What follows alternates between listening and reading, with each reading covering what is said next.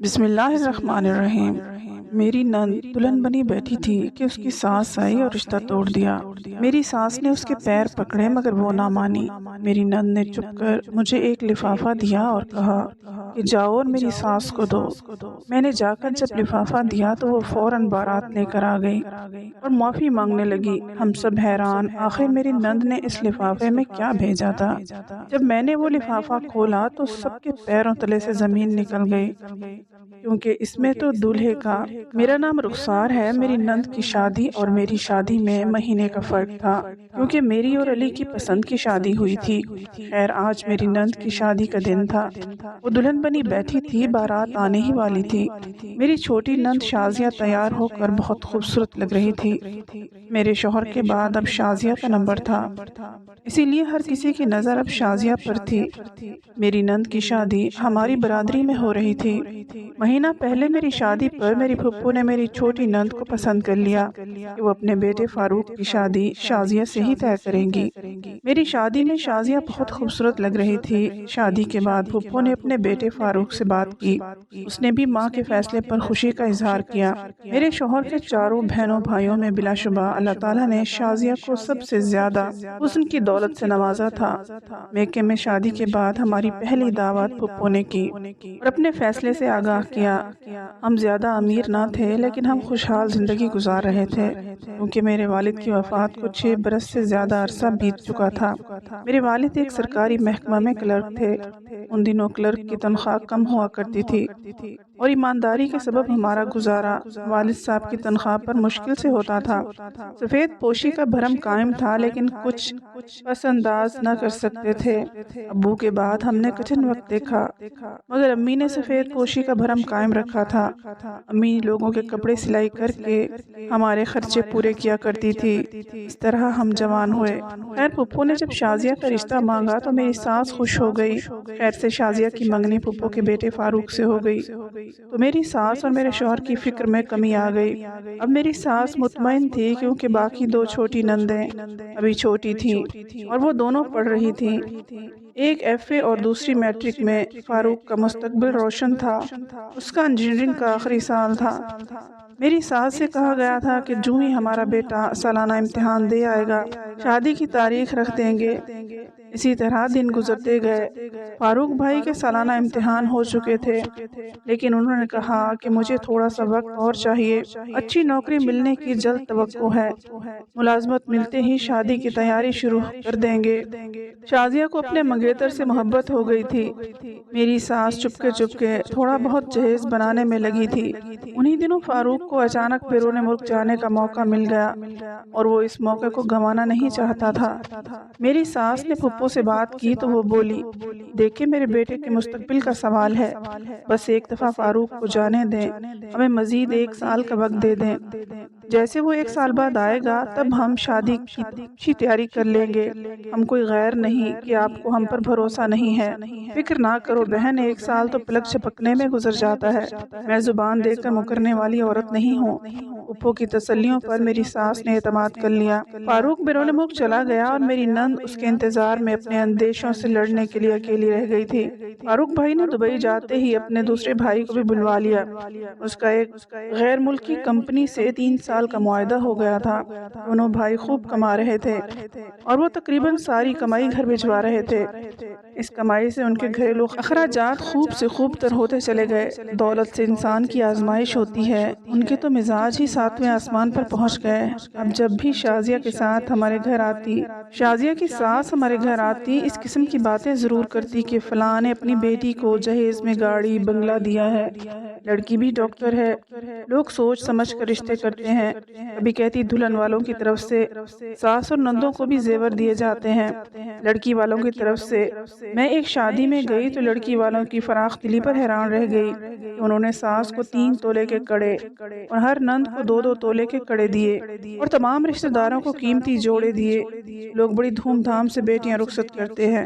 میری ساس ان کی باتیں سنتی اور مجھے غصے سے گھورتی اور میں اپنا دل تھام لیتی، سوچتی ان کو کیا ہوتا جا رہا ہے، کیا دولت دولت آ جانے سے انسانوں کے مزاج اتنے بدل جاتے ہیں، طرح طرح کی باتیں سن کر بھی میری ساس خاموش ہی رہتی، کبھی پھپھو کو کوئی جواب نہ دیتی، بس کہتی تھی کہ دیکھتی ہوں کہ آخر کب بلی تھیلے سے باہر آتی ہے۔ پھر ایک دن میری ساس کی ان باتوں کا مقصد مجھے سمجھ میں آ گیا، کیونکہ پھپھو نے ایک امیر گھرانے کی لڑکی دیکھ رکھی تھی اور اب کسی بہانے سے رشتہ ختم کرنا چاہتی تھی۔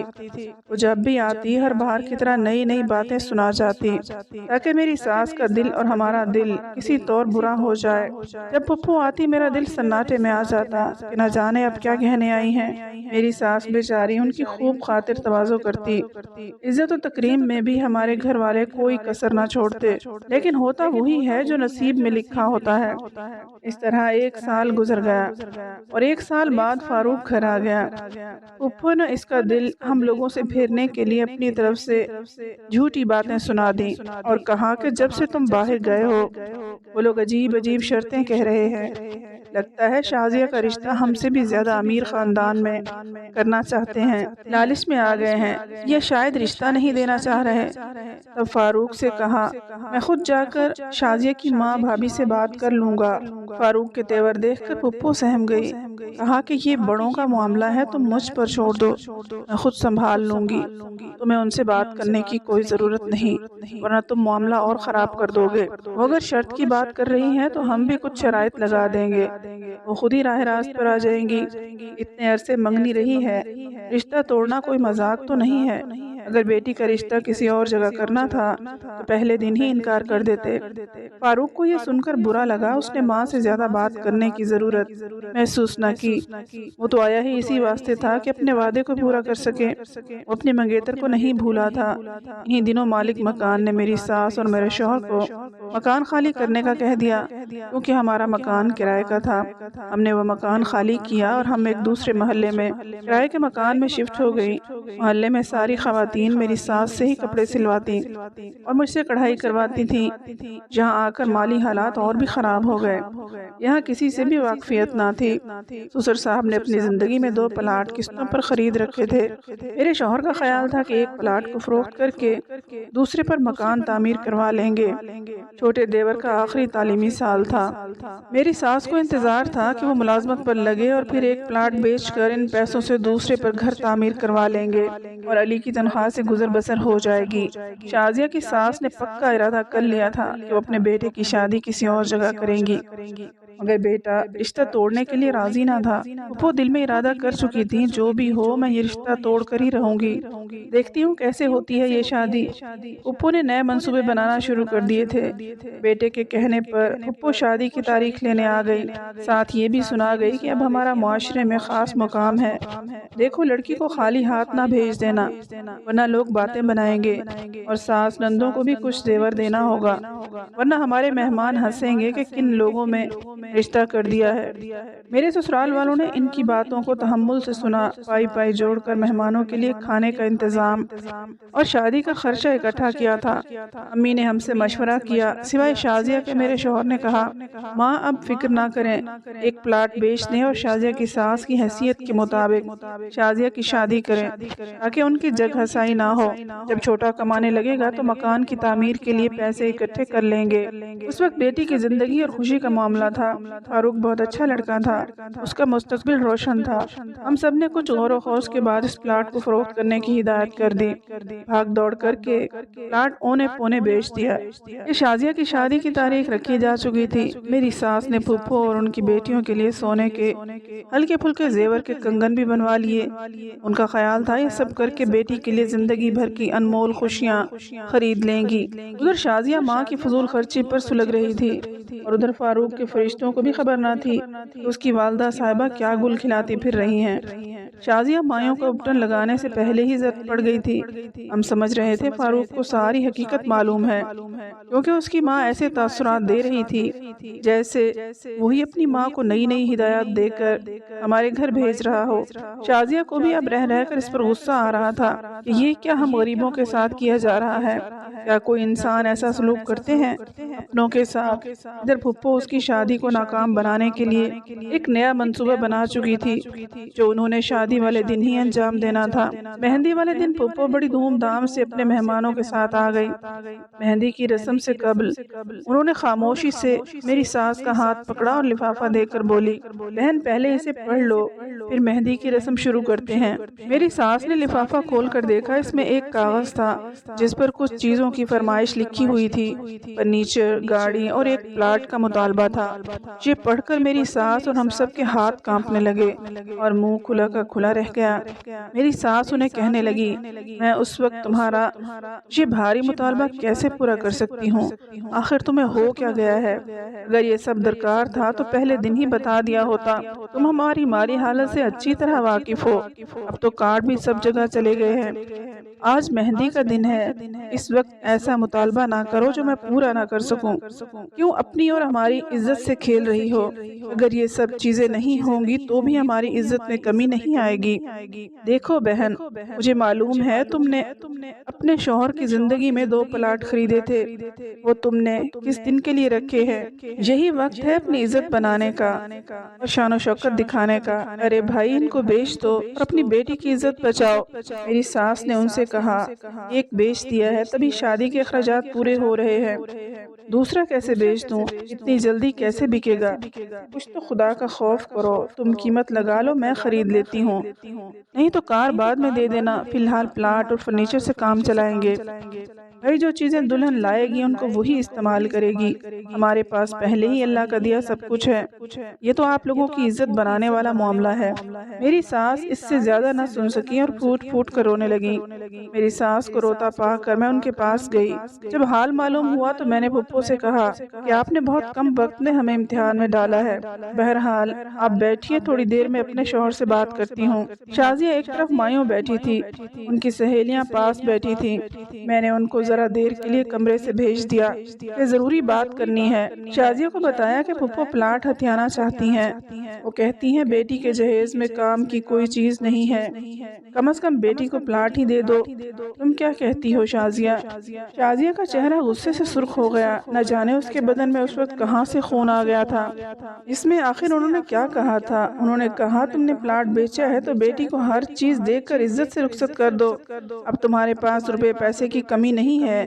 عجیب بات ہے کہ اپنی بھتیجی کے سسرال والوں کے ساتھ ایک پھپھو ایسا سلوک کر سکتی ہے۔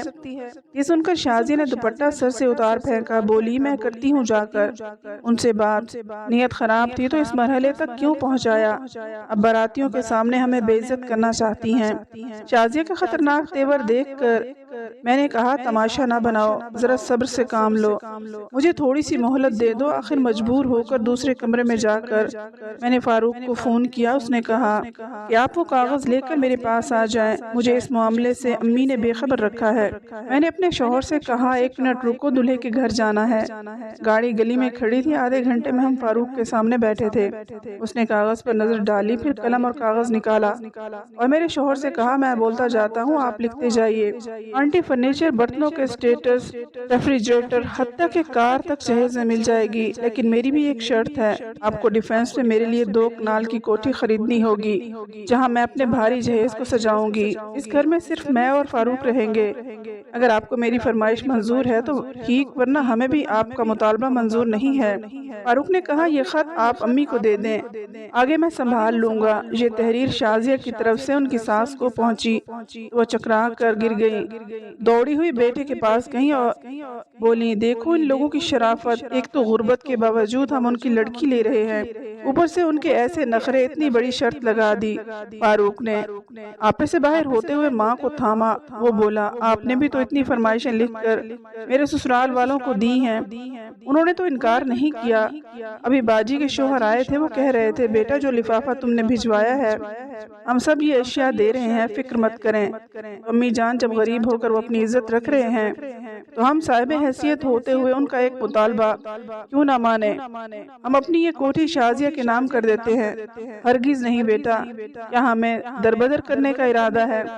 ٹھیک ہے تو پھر نہ ہم ان سے کچھ لیتے ہیں نہ انہیں کچھ دیتے ہیں، سادگی سے شادی ہو جانے دیجیے، مجھے سرے سے رشتہ منظور نہیں ہے، ابھی جا کر اسے ختم کرنے کا اعلان کرتی ہوں، جب دروازے سے بارات لوٹ جائے گی تب دیکھتی ہوں کیسے کرتی ہے شازیہ کی شادی، ہماری کیا کیا جگہ سائی ہوگی جو ان کی ہوگی۔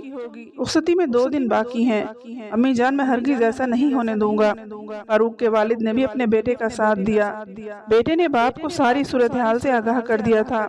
بیگم یہ ٹھیک کہہ رہا ہے، دنیا والوں کا نہیں، کم از کم ان غریب کی عزت کا ہی خیال کرو۔ کیا ہو گیا ہے تمہیں؟ آخر کار بیٹے کے سامنے پھپھو کو ہار ماننی پڑ گئی۔ نکاح تمام مردوں کے درمیان ہوا۔ فاروق نے کاغذ میں یہ بھی لکھوا دیا کہ اگر خدا نخواستہ لڑکی کو طلاق ہو گئی تو دلہا 50 تولہ سونا اور کوٹھی لڑکی کو دے گا، اور اگر اس میں لڑکی کی کوئی جسمانی نقصان پہنچا تو دلہن کے ورثاء قانونی چارہ جوئی کے مجاز ہوں گے۔ اس شرط کا علم پھپھو کو بعد میں ہوا۔ وہ خوب چلائی تو بیٹے نے کہا، اگر جہیز نہ لانے پر سسرال میں بہو کے ساتھ انتقامی کارروائی کے واقعات سننے کو ملتے ہیں، لہٰذا میں نے اس رجحان کی حوصلہ شکنی کی خاطر یہ لکھوایا ہے۔ یہ پھپھو کے لیے سخت توہین کا باعث تھا، مگر اب صبر کا گھونٹ پینا ہی تھا۔ شازیہ کو بھی ہم نے سمجھا دیا کہ فاروق بے قصور ہے، اس کی نیت میں کوئی کھوٹ نہ تھا۔ پھپھا کی سوچ بھی صحیح تھی، لہٰذا اب تم سسرال میں جا کر سب کے ساتھ عزت و اخلاق سے پیش آنا۔ تمہاری ساس کچھ کڑوی باتیں کہیں تو درگزر کرنا۔ فاروق نے بھی اسے پہلے دن سمجھایا کہ بڑوں کی عزت کرنا لازم ہے۔ تمہاری فرما برداری اور تحمل نیکی بن کر تمہارے نصیب سنوارے گی۔ چند دن شازیہ کی ساس کا منہ پھولا رہا، بعد میں انہیں احساس ہو گیا کہ وہ واقعی غلطی پر تھیں۔ شازیہ کو سینے سے لگا لیا، اب ایک پل ان کے بنا نہ رہ پاتی تھی۔ کہتی تھی کہ کتنی نادان تھی جو میں اتنی اچھی لڑکی کو ٹھکرا رہی تھی، میری آنکھوں پر لالچ کی پٹی بن گئی تھی۔ شازیہ کے سسر نے بھی فاروق سے کہا، شاباش بیٹے، تم تعلیم یافتہ ہو، اس لیے انسانیت کے پاسدار ہو۔ مجھے تمہارے جیسے بیٹے کا باپ ہونے پر فخر ہے۔ یہ ایک تعلیم یافتہ نوجوان کی فراست تھی جس نے شازیہ جیسی محبت کرنے والی خوبصورت لڑکی کی زندگی میں دکھوں کی بجائے خوشیاں بھر دیں، ورنہ تمہاری ماں نے تو کوئی کسر نہ چھوڑی تھی۔ بعد میں پھپھو نے اپنے کیے کی میری ساس اور ہم سب سے بھی معذرت کر لی تھی اور انہوں نے انہیں معاف کر دیا تھا۔ آج ہم سب ایک ہنسی خوشی زندگی گزار رہے ہیں۔ امید ہے آپ کو ہماری آج کی کہانی اچھی لگی ہوگی۔ مزید کہانیاں سننے کے لیے ہمارے چینل کو سبسکرائب کر لیں۔ اگلے کہانی تک اجازت دیں۔ اللہ حافظ۔